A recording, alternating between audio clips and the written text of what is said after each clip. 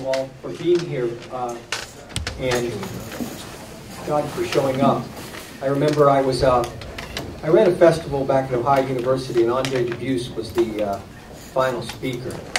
And he got up and he said, you know, you must have put a note in the mailbox of all the a-holes that the festival was next week, because all the people here are wonderful.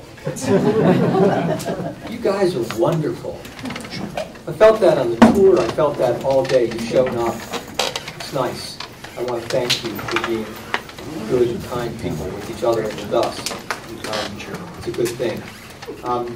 Before I introduce David Baker, we have a special message that Jonathan Blunk is going to share with us.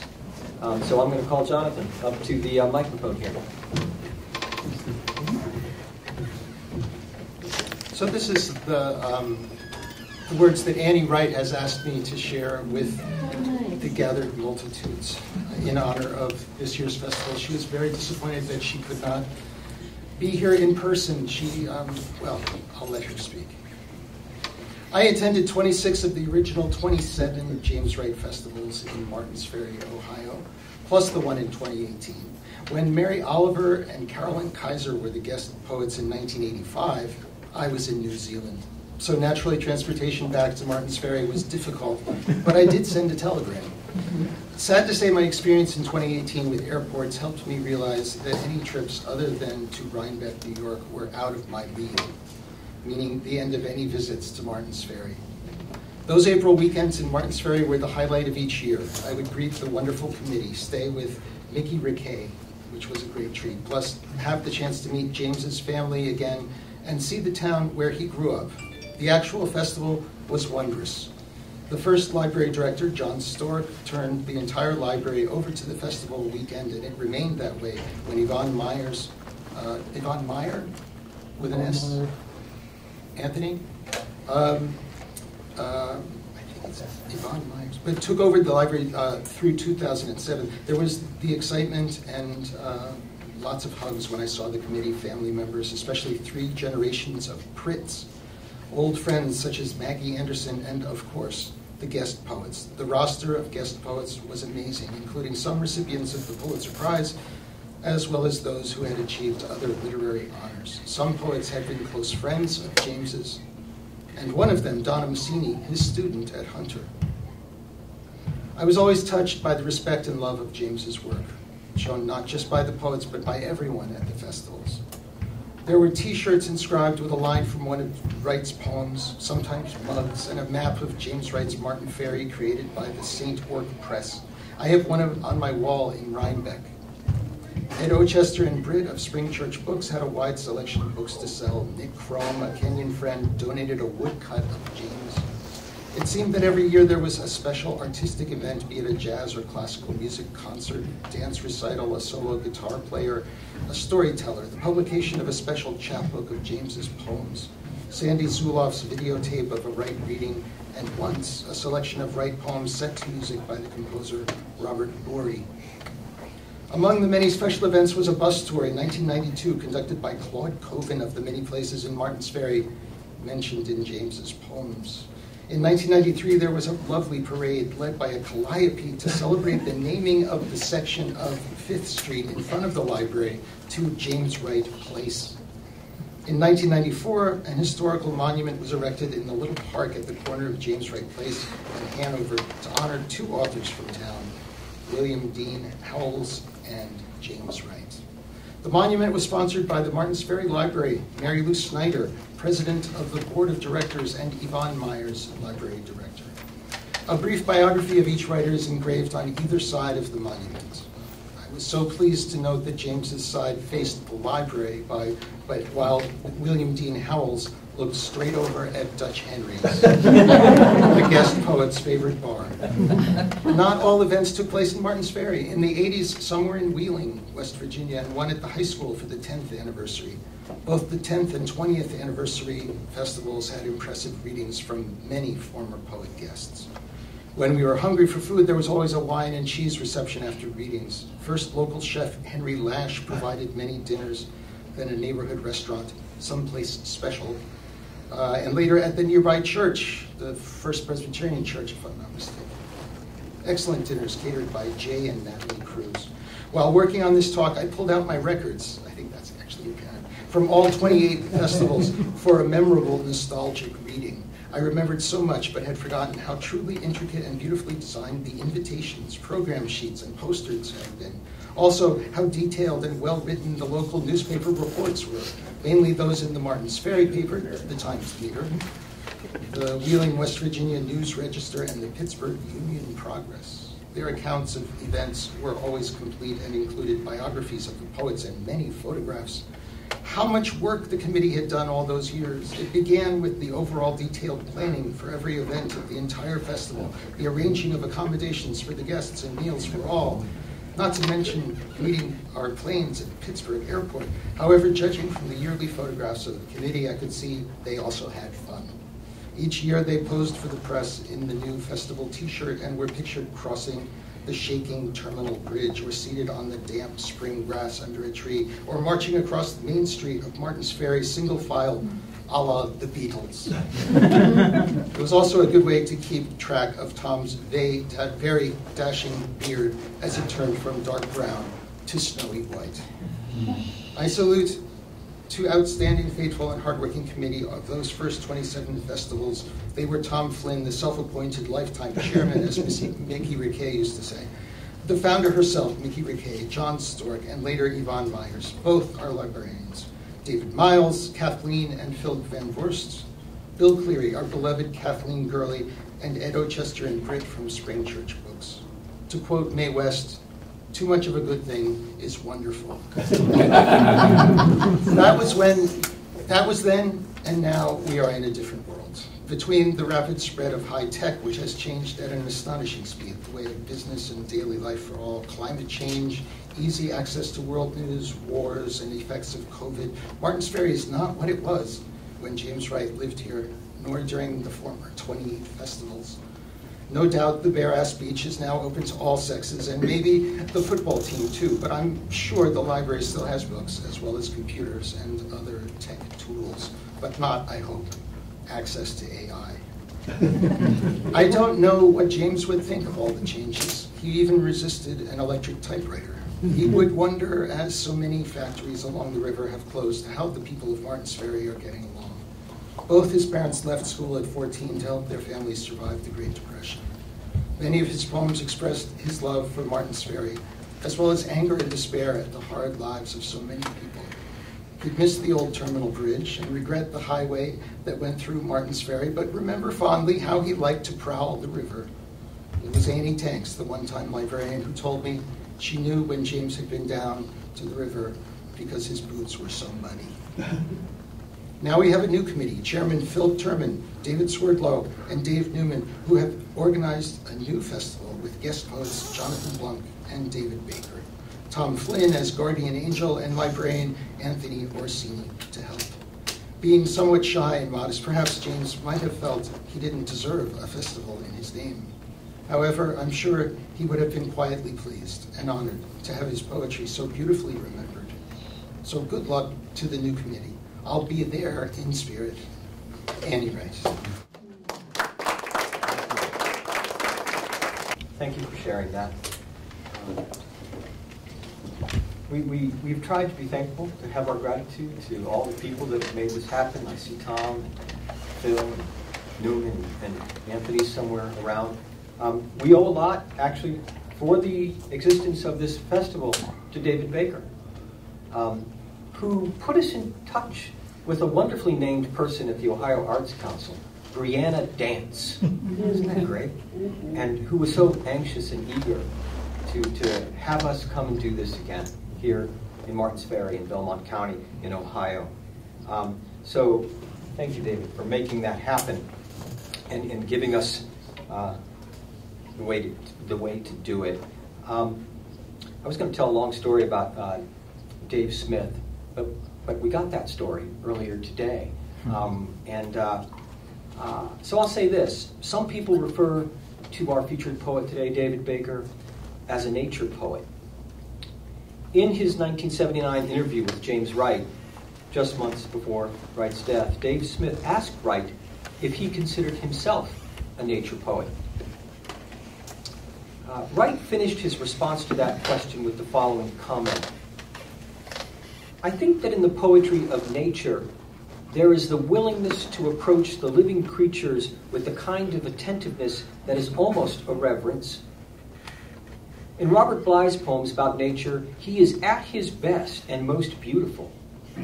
Many of his ideas, political or religious or whatever, are absorbed into the attention he is paying visually and spiritually to the things he writes about. The ideas are all there in the poems about nature. David Baker goes a step further. In an interview with Victoria Chang, he said, I don't think I have a relationship to landscape. I think I am. We are landscape. I think it's important ecologically, psychically, also epistemologically, not to think of ourselves as something separate from nature or landscape. We are no more separate from nature than a single hair on our arm is separate from our arm, or our body, or the earth.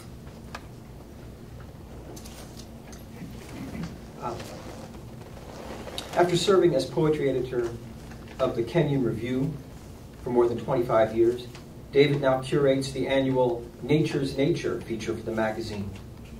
He's the author of 19 books, including 13 books of poetry, most recently, Whale Fall. It's gorgeous. It is available for purchase, and I'm sure it would be signed. It's right up there. And thanks, Scott Silsby, for doing that good work of helping us sell books. So do take advantage of that.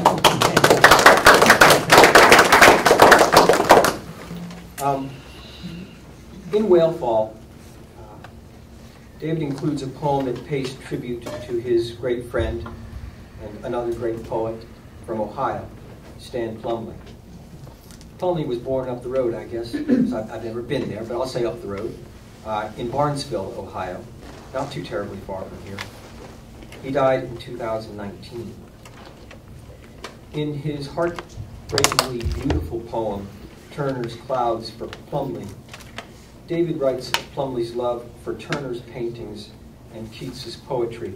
I asked him if he was going to read this poem, and he said he hadn't planned to, so now I get to share a passage from it and not feel like I'm stepping on his toes. This is a passage in this poem that I love. Nor had he needed to see the paintings. It was companionship he wanted, like confirming the coal service of the cellar, and to hear himself mumble, just there, look, the tree, his finger brushing air, and one diminished figure in red, lost almost, in the landscape of the place. In the landscape of the place. That we are, according to David Baker. And I now turn the stage to David to give us his poems, his landscape. I'm so grateful to be here and to still be here and to be with you still and to read some poems. It was so fun to run around town, wasn't it? Climb the hills and go down by the river. I'm grateful for that. And once again to David and Dave and Tom, Jonathan and Phil. Can you hear me okay? Yeah.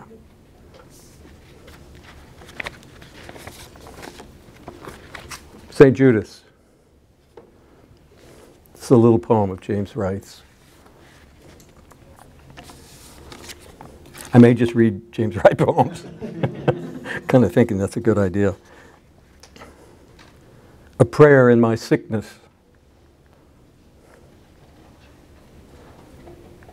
You hear the long roll of the plunging ground, the whistle of stones, the quail's cry in the grass.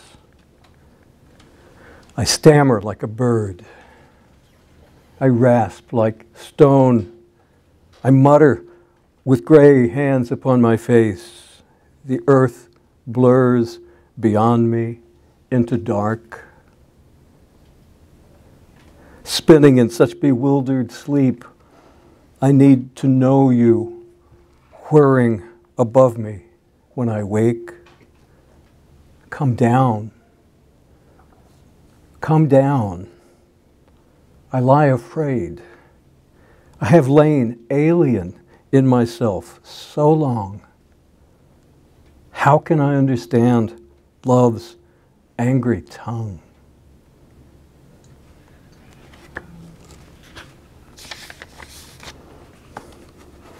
So I wanted to begin with that sort of beseeching, that invocation to come down. This is a new poem that remembers that gesture, called 6 Notes.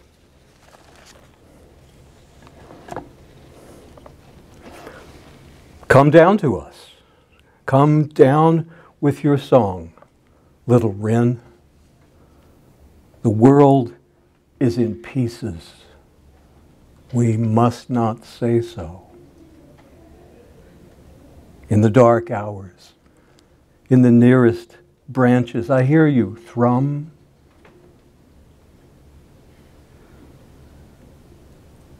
The deer come to die beside the creek. Mud, the color of walnut stain, reek and runoff from the new development there beyond the woods. Rib and skull. No jawbone. It makes a soundless scream. I hope for peace when I walk here sometimes in the dark. If not peace, clarity. If not clarity, at least a place to breathe. Else, I'll scream too.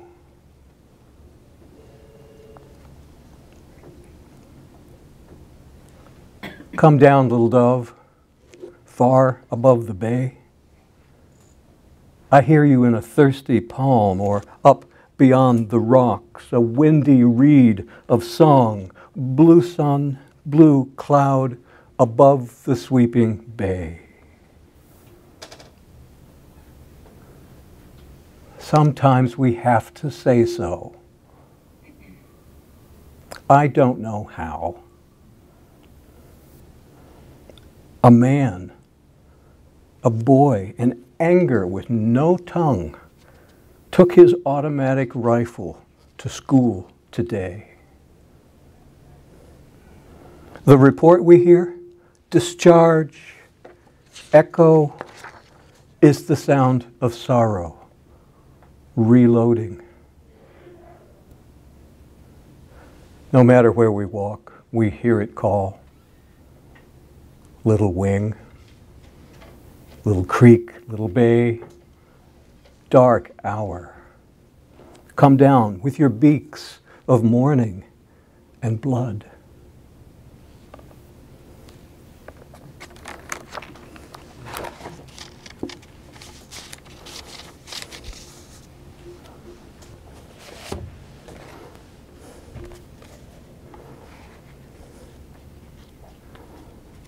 I won't do this during my reading for the rest of the reading, which is to say, I won't explain each poem by talking about James Wright, but I am again this time, and then I'll stop. I'm going to read an old poem. This is a poem more than 30 years old. I had been sick for years in the early 90s. Was supposed to die. Didn't. Didn't know what was wrong for the longest time, though. And when I started to write again, I started to read James Wright again. Just borrowing like this, left and right.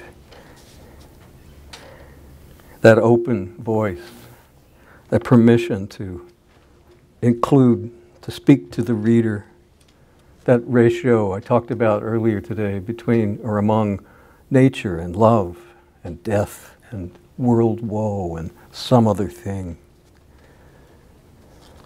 So that last poem is about, as you know, guns. Get this. In 2012, 2023, so far, there have been, in this country, 11,523 deaths by gun violence. There have been, as of last week, 180 mass shootings.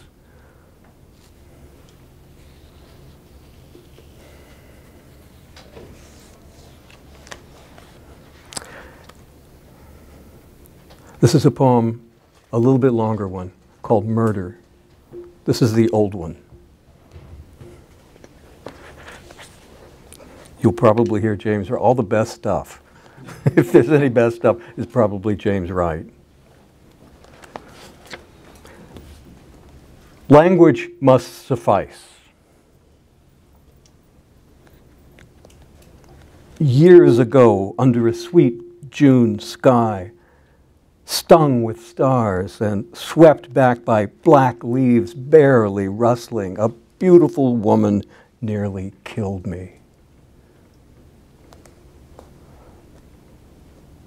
Listen, she said, and turned her lovely face to the stars, the wild sky.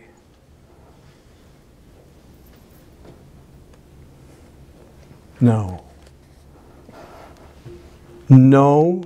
Years ago, under a sweet June sky, strung with stars and swept back by black leaves barely rustling, under this sky, broad, bright, all rung around with rustling elders, or intoxicating willows, or oaks, I forget.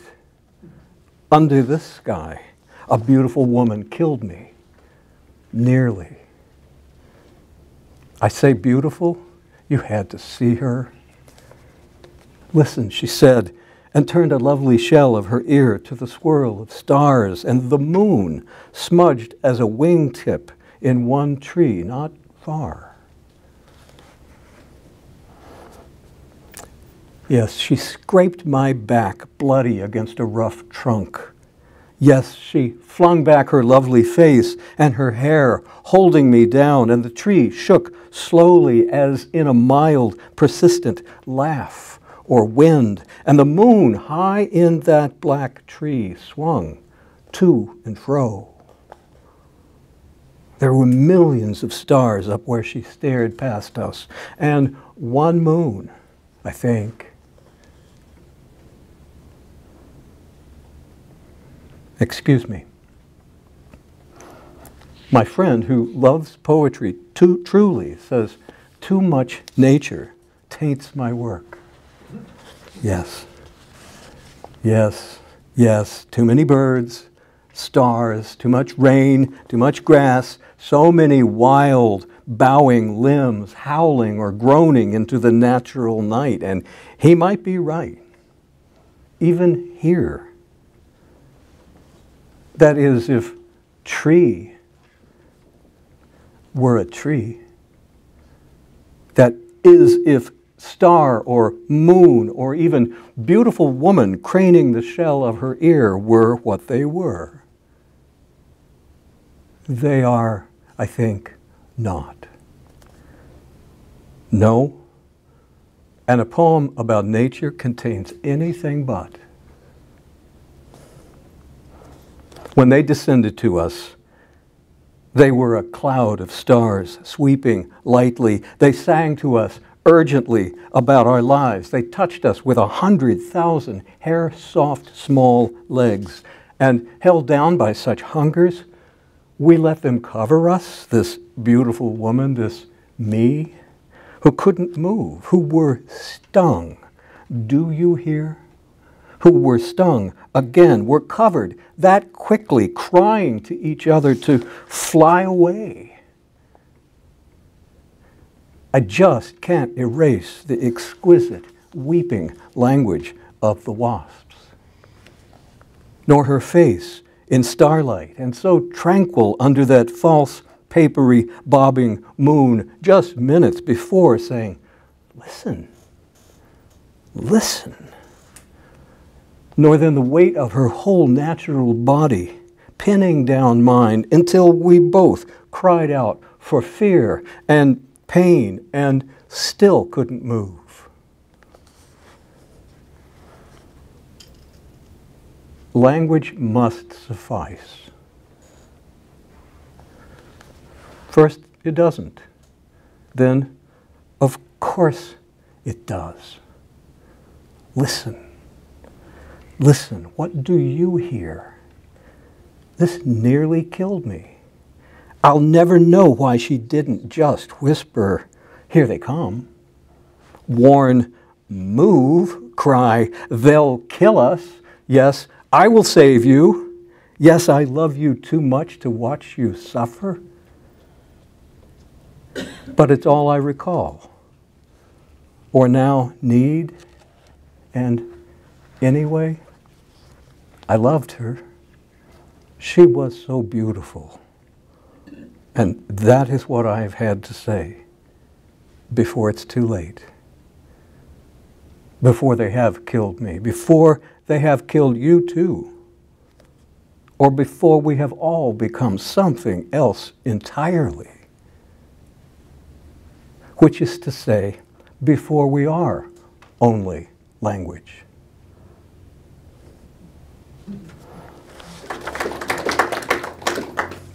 Thank you. You don't have to do that. I'm going to read, I think, 2 or 3 poems from this new book called Whalefall. And then I think I'm going to read 2 or 3 or 4 very new poems. We'll see. You hanging in there okay? We all right? All right. Been a long day. I did tell you I got up at 4 o'clock, right? Yeah, I'm feeling it.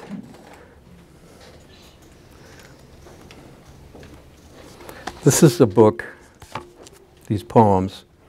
It didn't start as a book. You just try to write one unembarrassing poem, and then another one, and then another one, and eventually they gather around something, some center of gravity, which in this case is something having to do with paying attention ecologically, paying attention to the green world and our culpability in ruining it. And there are a number of poems that are also, in a different way, elegies. A couple of poems for Stanley, a couple of poems for my father, a couple of poems for William Merwin. Stanley and William died just a couple of weeks apart. This month, in 2019. So the first poem in the book is a little one, and it is also in some way an elegy. It's an elegy for a glacier. You know what's happening with the glaciers? Yes, we know what's happening with the glaciers. There's one I go visit in Iceland. I love this glacier. It's called Mýrdalsjökull. The telling. Down from such heights and up from depths beyond measure, the old ice, slowly, now quicker than the stones can hold it, knows its path like the one note of a bird flown beyond us. In ages since we've forgotten, the wind holds us in its heavy sleeves. So sorry now at the pace of our elders' tongues down the valley. It is going, the clocks have stopped. It is happy to be finished. Almost there, singing the song no one heard the last time either, when the rains began.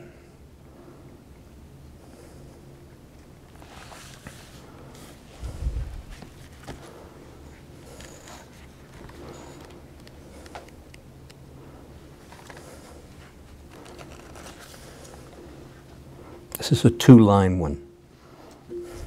It's based on the form of the elegiac couplet.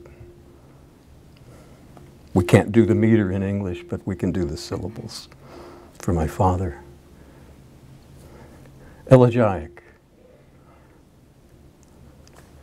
The moon sets a place for him at the long table. See how his plate shines among the glittering knives.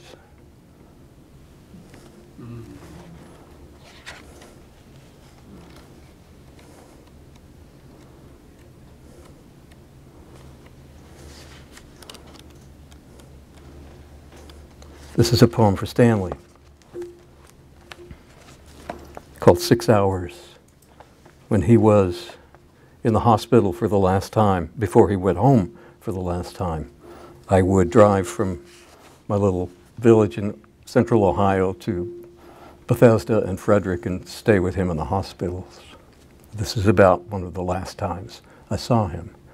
And then he went home, had his hospital bed put up in his study on the first floor with his books and big window and his favorite tree. It could be worse. 6 hours. His hands are folded and gathered on his chest. Each arm is a wing in stillness, tucked close. He has laced his fingers loosely over and under like the strings of good shoes. Someone has come to check his breathing, tap the tubes, add a few numbers to the chart. We might see his father's hands in these hands. He might hold them for us. Pages in a book. What book? We'd swear he moved. Now, someone has opened a blind and the sun comes wild with sudden bright splashes over the room. The side table with its small cup of pills. He blinks one eye to the warmth. He's resting his head on 2 pillows. Did he smile? In a poem, he calls hands requisite for reading, for holding nothing. He looks as though he's holding his breath back from a wound. Or if he were standing, touching his heart to see if his pulse were secure. His hands are still, soft to touch when we touch, and dappled with the canker of field crabs in a yard in Ohio in the sun. The boy in him might pick one and throw it to scatter those blue jays back into clouds.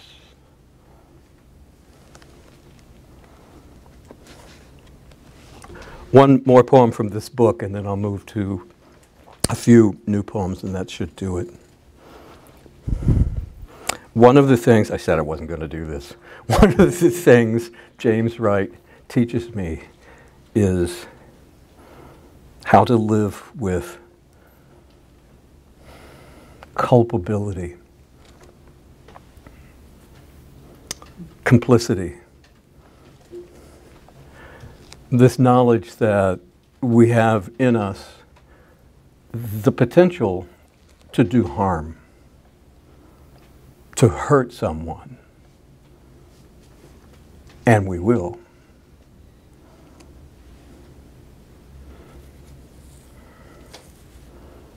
So I read you a poem about the melting glaciers. I read you a poem about gun violence. This is a poem about undocumented people, children, who, we didn't know this for a while, we were keeping behind barbed wire in Fort Sill, in tents, sleeping on the dirt, which is the place where we put Japanese American people at Fort Sill during World War II, which is where we put indigenous Americans, Native Americans, during the Indian Wars in the 1860s. That's why we built Fort Sill, right there. And we put those children there. Whose children did they become?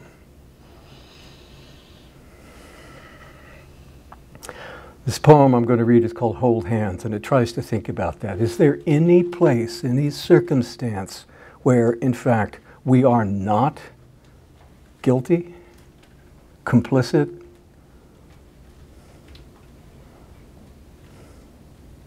This is just a love poem. The two lovers are where they want to be, together, in bed, at night. That's where it starts. Hold hands. We were in the trees, white curtains opened. Your shoulders in my hands, then your knees drew upward. Rain like petals there, rain like breeze. Now the birds were in the trees, 2 stories up. Our window, where blowing leaves were level with our sheets. We were in the street. We were holding hands as hands were holding us. What hands there were where we were, in trees. Our children there, as songbirds were. The hands where we were in the trees were holding us there, where we were, in the street. Please the rain to please the petals, in the breeze like rain. Please to draw your hair along my hands. Your hands are holding us. Lines along the window lane are holding us like songs, as now the songs, the sirens in the trees, lines along the window lane, your hair in feathers where the children are, whose curtains singing, whose hands are holding us, who cry like birds. Hold hands. The birds are in the trees. The birds, our children, there in cages, singing in the trees.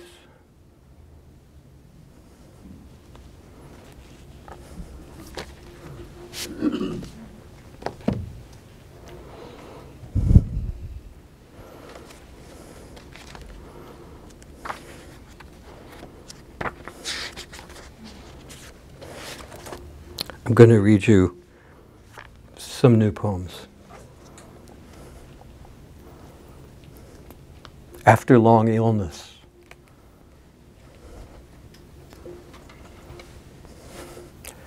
Then one day I went for a walk. Walked down to the Kingfisher Creek. It had been 2 years, maybe more. Down, I counted the many steps past the wood duck ponds. Mid-April, the spring peepers, pseudocrus, crucifer, sang from moss logs and willow mulch, from cattails low and high all around these trees.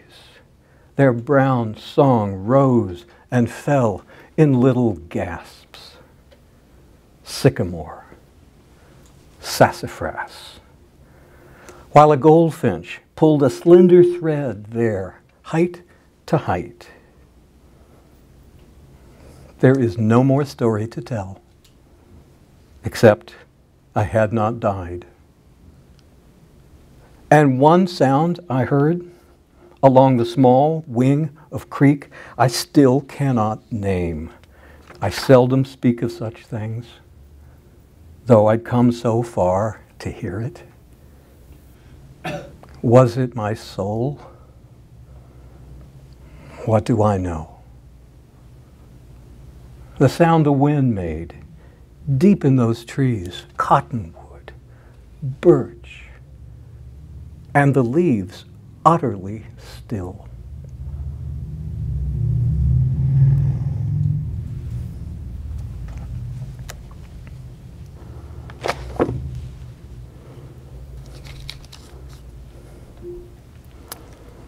The last little group of poems I'm going to read are about some friends of mine, some environmental scientist friends of mine. I guess I have written about nature, whatever that is or isn't, all my life. And I've been more purposeful, I guess, in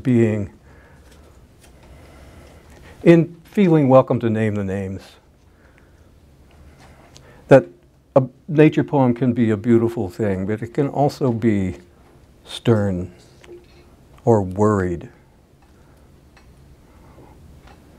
or full of alarm. And then it dawned on me, I have these friends,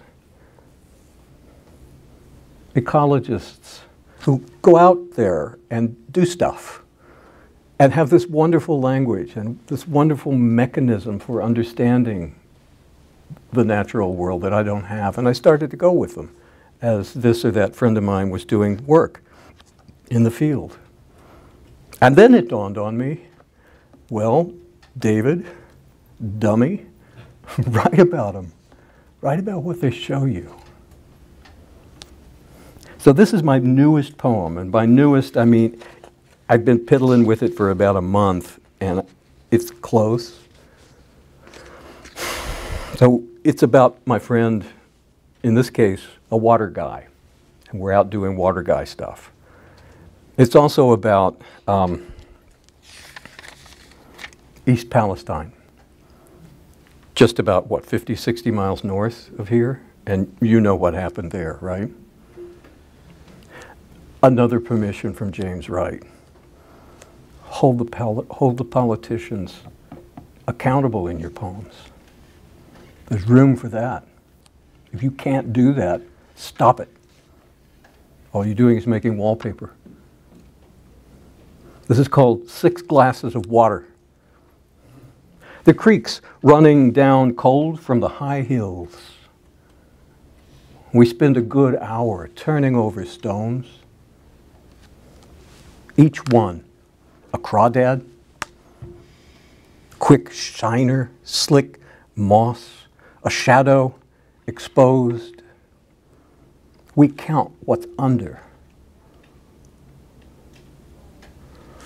Willow hangs its hair over the cool pools.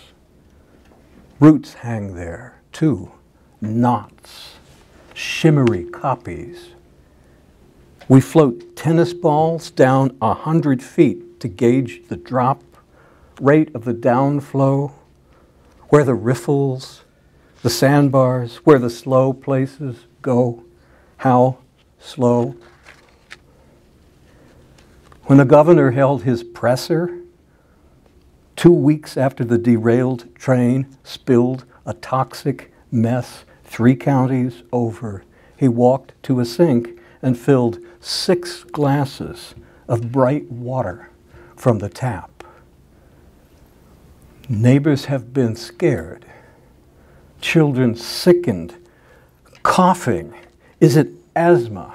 Will it get worse? No one's coming to help us. Pollution plumes float beyond a burning. The high pines stand out now against the weird yellow sky. Or do we imagine that? My friend Andy says, farms, dips a vial for trace pesticides. The creek fidgets and spins off at an eddy.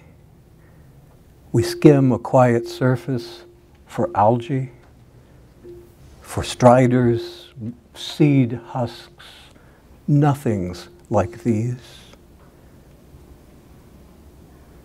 The governor takes a sip. He takes 2.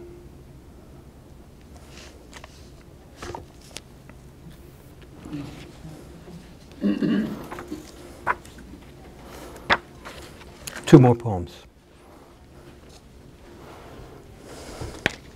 That was my water friend. This next one's my bird friend.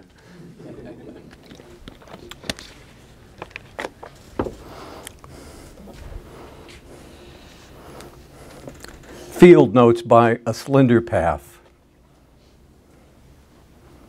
I held a bird in my hand. No, it was a game, a child's game. No, my bird friend said when he unstrung the mist net where one bird hung mid-flight between scrub and sumac by the slender path. Like this, he placed it so, in my open palm, then closed my fingers up. Female yellow warbler, he said, and he barely turned her leg to read the band there, while I, how can I say this, felt our hearts in one gray breath. Edge juvenile.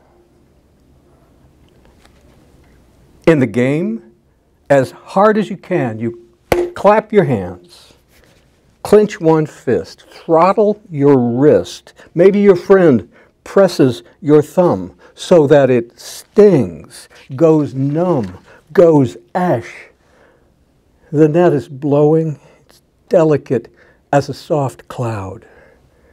You count to 10. Now loosen, one by one, your fingers. You know the rest.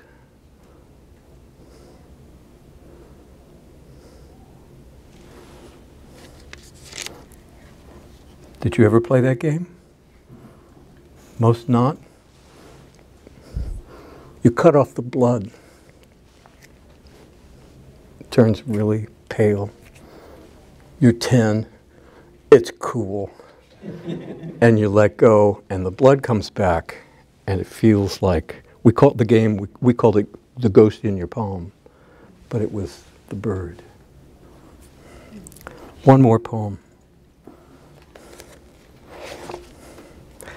And before I read it, for the umpteenth time, I will thank you for being here, as I was talking about today, for keeping us all company and talking about this great poet, James Wright.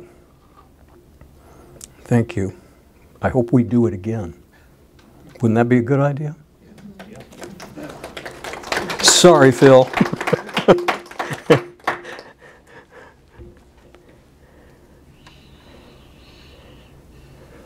Late Georgic in a field in Ohio.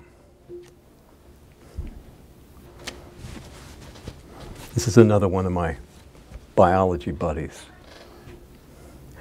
Take my hand, she said, and I lay my palm on top of her hand, and she knelt a little. I knelt beside her, and she waved gently, as with a wand, the small light she held like a pencil, tracing in the humming air a phosphorescent J. We were in clover, we were in Jimson in the field, we were in sedge grasses, wet with the birthing of mid-evening. I have been a biologist all my life, she said, and I love this more than anything. J, in the deep blue air, J, J, and the red-winged blackbirds chipped from the cattails around the pond, and a jet glided homebound or outbound in the low horizon. J, she wrote. We wrote, and then a blink answered from its cave of curled grasses, and another came toward us in a funny sort of dancing rise and fall, and I realized we were speaking, all of us, firefly, an awkward human couple, not a couple, and the wonder was not that they answered us. The wonder was it dawned on us finally to ask. Thank you all.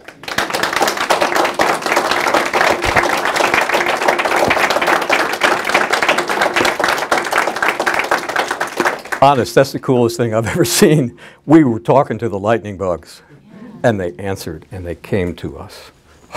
Try that.